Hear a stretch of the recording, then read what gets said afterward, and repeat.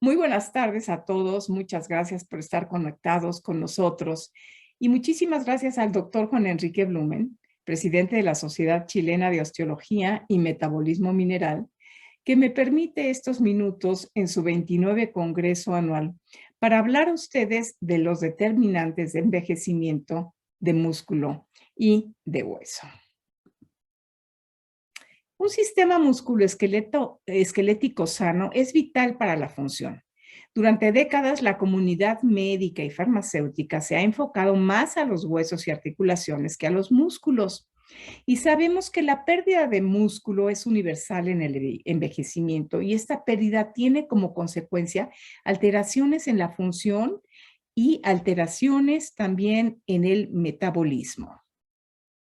Con la evolución de la vida moderna, el sistema musculoesquelético ha sufrido cambios importantes en la composición corporal que se derivan de estos estilos de vida no saludables en dieta y actividad física y como consecuencia nos llevan a estos cambios. Se ejemplifica bien en esta diapositiva donde vemos a este hombre moderno comiendo su McDonald's y un refresco o malteada con un abdomen prominente y un desequilibrio en su composición corporal. El proceso del envejecimiento en las poblaciones es un hecho.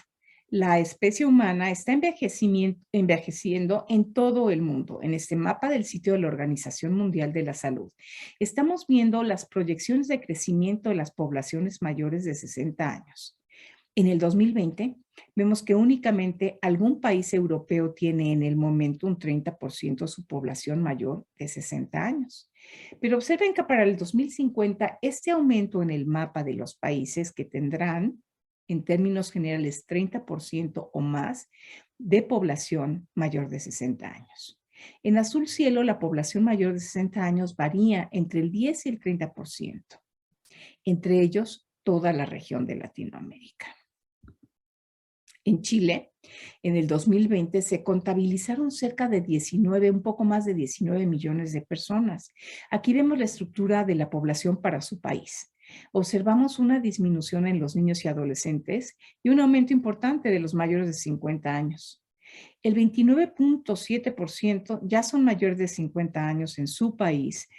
Esto aumentó, vean ustedes, en una década del 24.5 a este 29.7, que son más de 5.2 puntos porcentuales.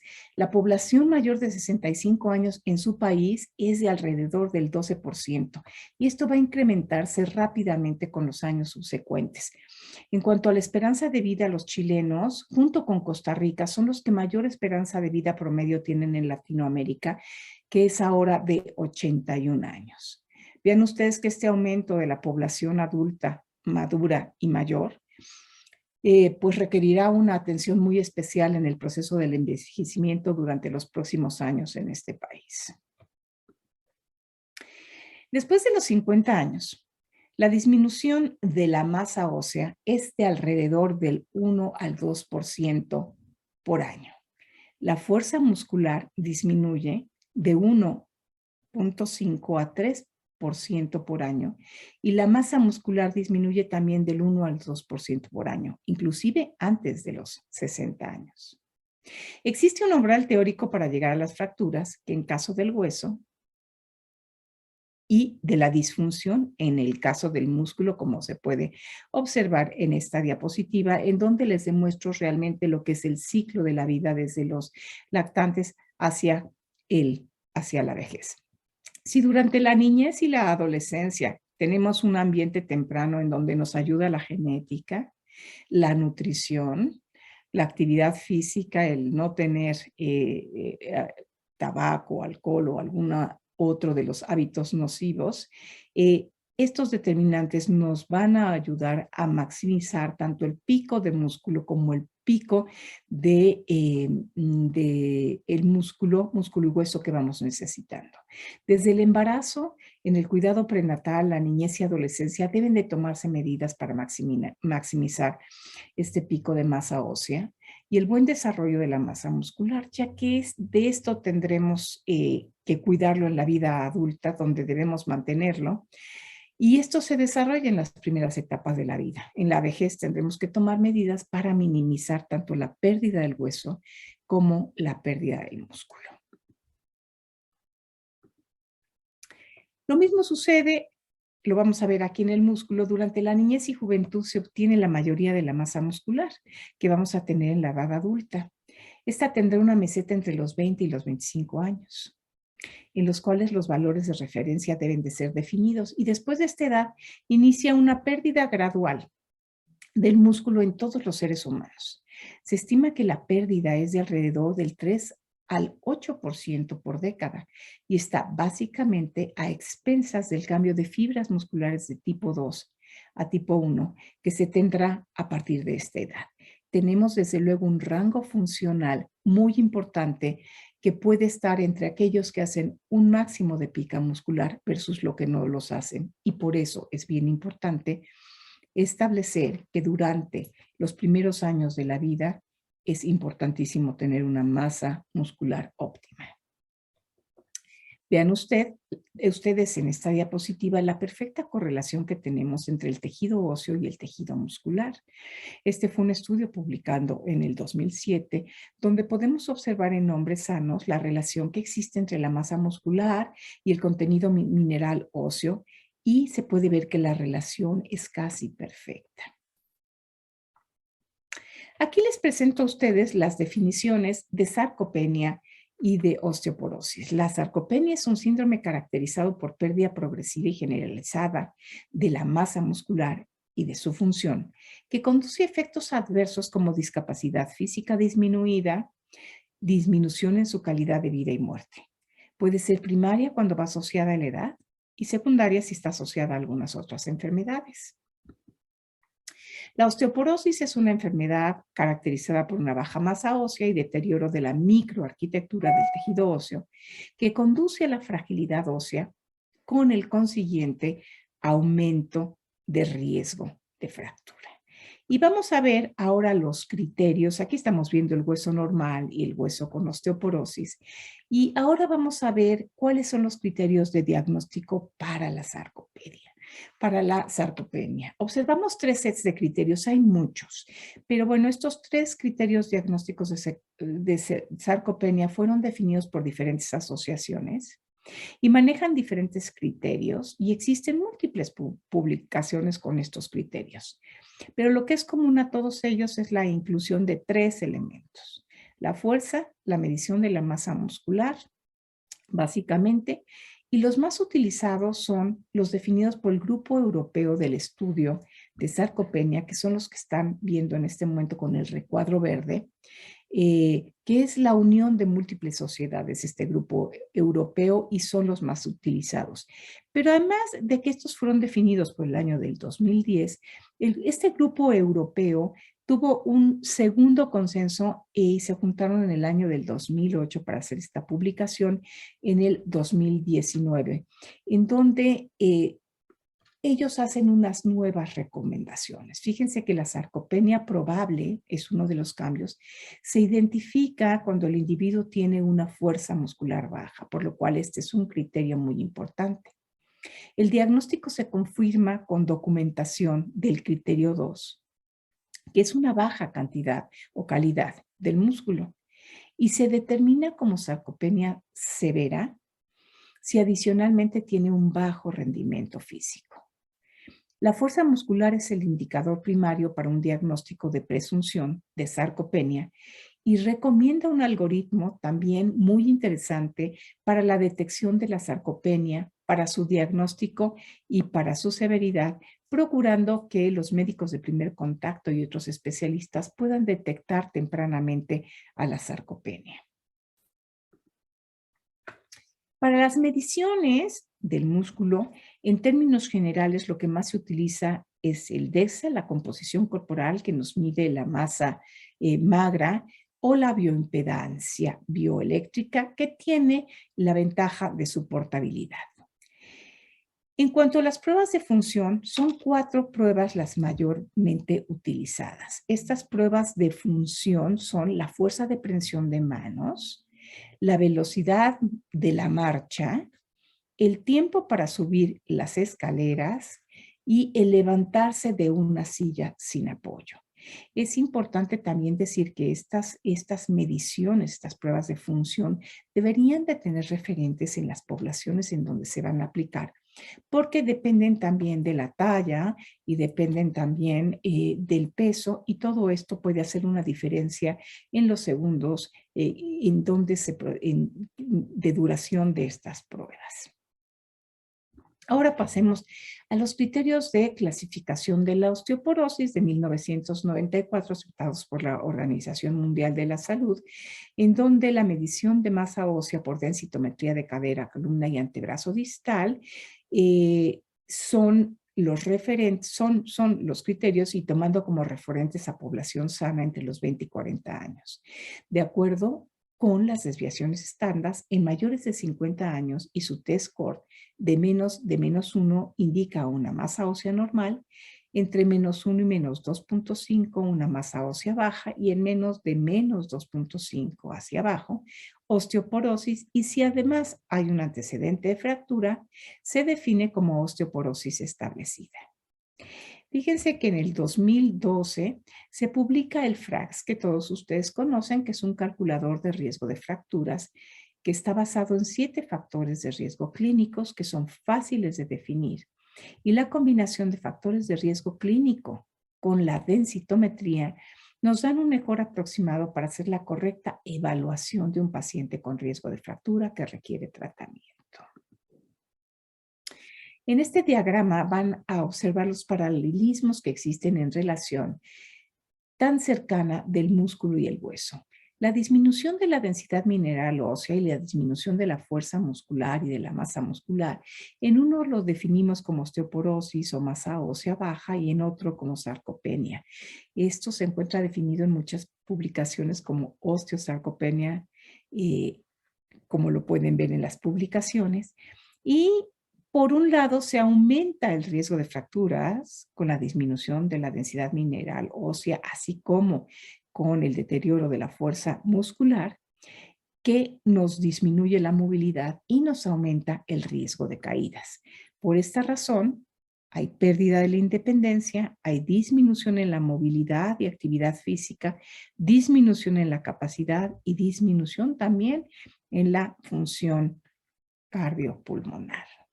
¿Y cuáles son de estos determinantes del envejecimiento muscular? Tenemos a los biológicos, como la edad, el sexo y la genética, que vamos a ver más adelante, a los estilos de vida. Y dentro de los estilos de vida, como tercero, que tiene que ver con los estilos de vida, vamos a tocar rápidamente a los epigenéticos. Veamos primero dentro de los biológicos a la edad y el sexo. La genética determina alrededor del 70 al 80% de lo que va a ser nuestro hueso y probablemente también la masa muscular. Y sabemos que a los 80 años el 27% de las personas pueden tener osteopenia y el 70% osteoporosis. Conocemos que es más frecuente en la mujer. En México, por ejemplo, en mi país, el 19.2% de las mujeres y el 9.5% de los hombres tienen osteoporosis después de los 50 años y la osteoporosis aumenta exponencialmente con la edad. El riesgo de fractura en publicaciones internacionales en cadera es del 17.5. Sabemos nosotros que en México el 8.5% de mujeres y 3.8% de hombres tendrán una fractura de cadera después de los 50 años de vida. El músculo, como ustedes pueden ver aquí, pues por arriba de los 65 años se dice que del 9% al 18% se encuentra ya una disminución importante y sarcopenia. En los mayores de 80 años hasta el 30% e inclusive esto es muchísimo mayor en aquellos que están hospitalizados, y la prevalencia de osteopenia, que sí la tienen en la Unión, en el Reino Unido, es del 4.6 al 7.5%.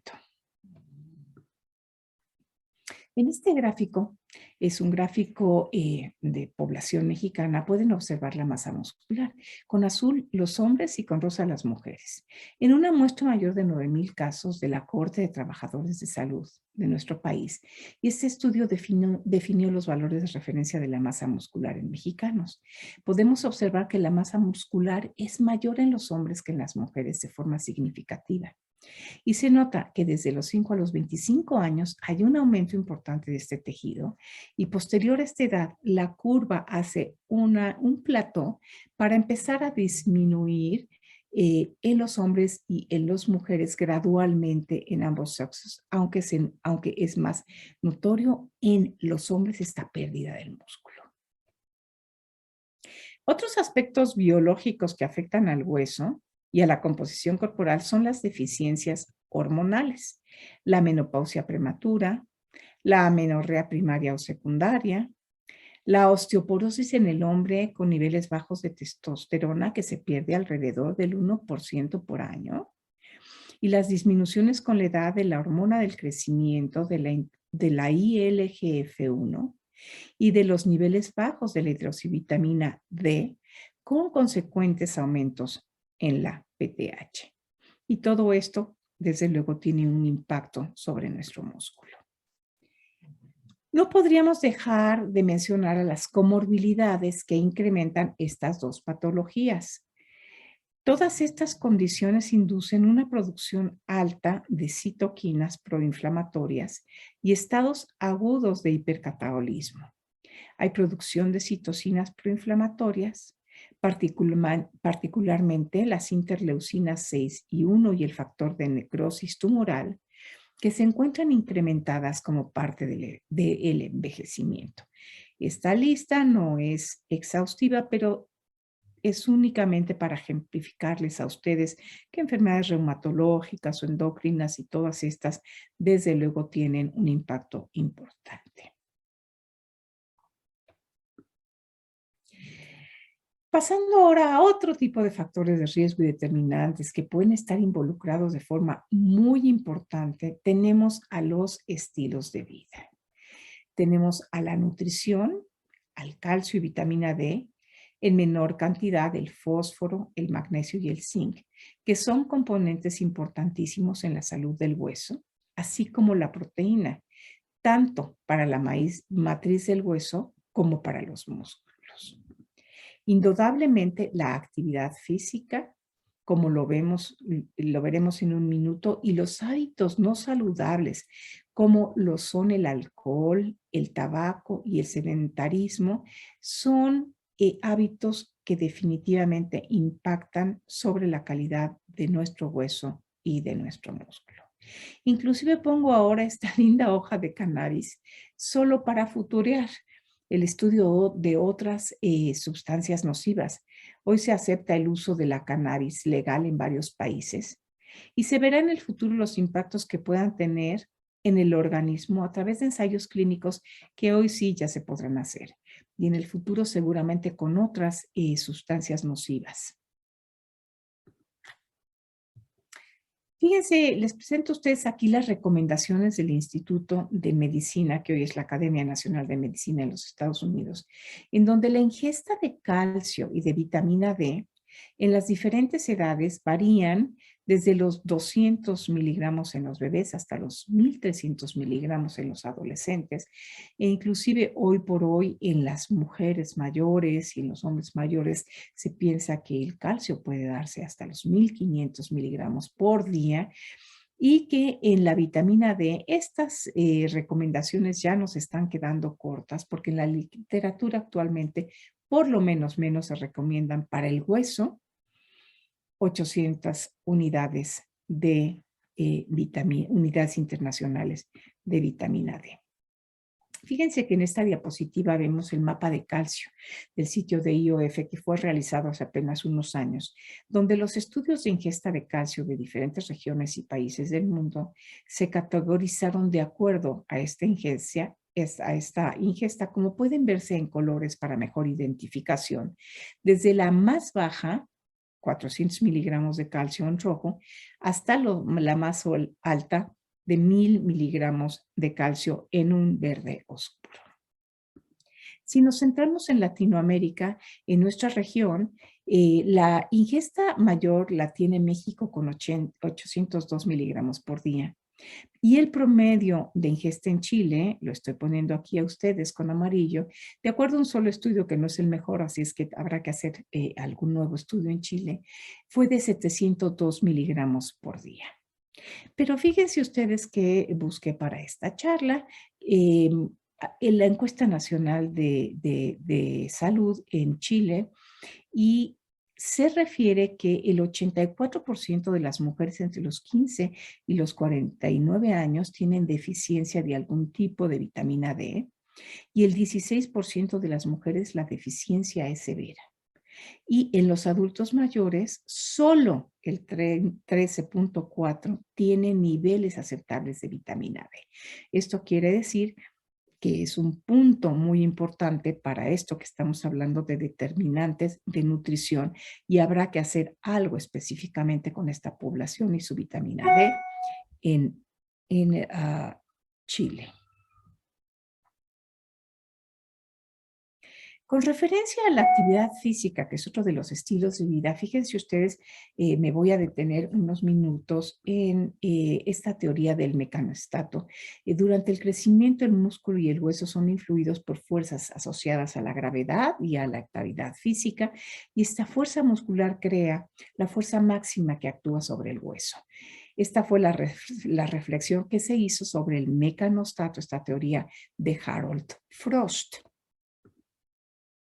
Vean ustedes que el binomio que tenemos de músculo y hueso, pues se ve bien afectado o está perfectamente relacionado con la actividad física, porque el control de la resistencia ósea se ejerce a través de cargas mecánicas, la contracción muscular, la carga fisiológica es más importante con ella y la estabilidad del hueso se adapta a esta fuerza muscular.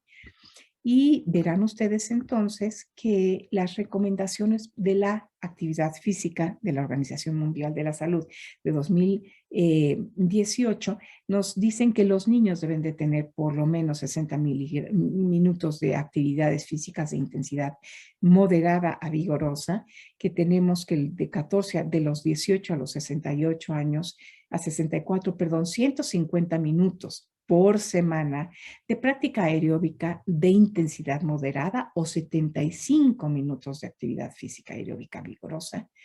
Y ya para nuestros adultos mayores, después de los 65 años, 150 minutos de intensidad moderada aeróbica o de algún tipo de actividad física vigorosa aeróbica durante 75 minutos. Esto, claro, que tendrá que ser de acuerdo de acuerdo sobre todo pues a la condición que tengan nuestros adultos mayores y será prescrita pues de esa forma. Bueno, y finalmente nada más me tomo unos minutos para hablarles a ustedes de la programación intrauterina y del ambiente temprano que es fascinante. En los mamíferos durante el desarrollo, la madre transporta información ambiental como la nutrición al embrión o el feto a través de la placenta y también al neonato a través de la lactancia. El crecimiento fetal generalmente está asociado al tamaño de la madre más que a su potencial genético. A esto se le llama constricción materna. Esta es la parte mediada por el tamaño de la placenta y del útero y de la perfusión del feto. Esto está unido a factores de crecimiento que también tienen un papel importante en la distribución de los nutrientes. Esto se conoció a través de la teoría de Barker, un epidemiólogo inglés que se dedicó durante su vida al estudio de la variación geográfica y mortalidad por estilos de vida en relación con las enfermedades crónicas.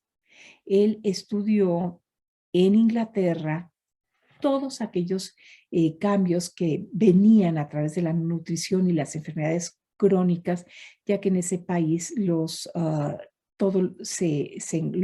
actas de nacimiento, así como los expedientes están perfectamente bien hechos a través de la noche. Y entonces él notó que la nutrición había mejorado después de la guerra con el tiempo, pero esto no parecía prevenir las enfermedades, que aquellas alteraciones que había habido de la nutrición durante la guerra, pues 20 o 30 años después, pues seguían teniendo sus estragos. Y aquellos niños con peso bajo al nacer y un peso bajo durante el primer año de vida, tenían mucha más probabilidad de morir con enfermedades crónicas. Y por esa razón, inclusive un grupo de investigadores se preguntaron si la osteoporosis era una enfermedad pediátrica, que al igual que otras enfermedades, porque ya los niños prematuros y de madres desnutridas con estos cambios tienen esqueletos menos competentes. Y esto es lo que se conoce como los cambios epigenéticos, que se traducen, que se ven al cambio de muchos años, con los cambios importantes en los estilos de vida, como acabamos de ver en la nutrición en Inglaterra durante alguna época importante en donde hubo faminas en aquellos países por las guerras.